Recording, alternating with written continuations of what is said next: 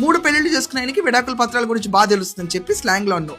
ED కాగితం అంటే నీ కుటుంబానికి తప్ప ఎవరికి తెలీదు, ఎస్పెషల్లీ నీకు బాగా తెలుస్తుంది అంటారు. మాకు తెలీదు ఈడీ కాగితాలు ఎలా ఉంటాయో. దాని గురించి చెప్తావా కవిత? దమ్ము సత్తా ఉందా? వాటి గురించి మనకేం ఉండదు. ఈ కాగితాలు పక్కన పెట్టు, నీ ఇన్కమ్ ట్యాక్స్ కాగితాల గురించి ఒకసారి మాట్లాడదాం. అందరూ సాఫీగా ఇన్కమ్ ట్యాక్స్ కడతారు, కానీ నువ్వు మాత్రం ఎక్కడో బ్యూటీ పార్లర్ పెట్టుకుని అది కూడా నడపలేని నువ్వు ఒక పొలిటికల్ పార్టీ పెట్టేసి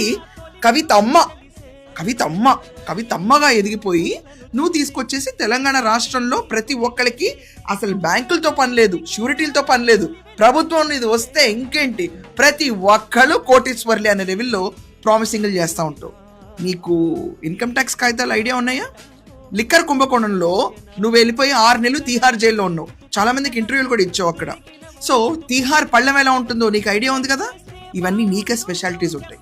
ఇలా అనిపించుకోవడం ఒక మహిళా నేతగా సబబా. ఈరోజు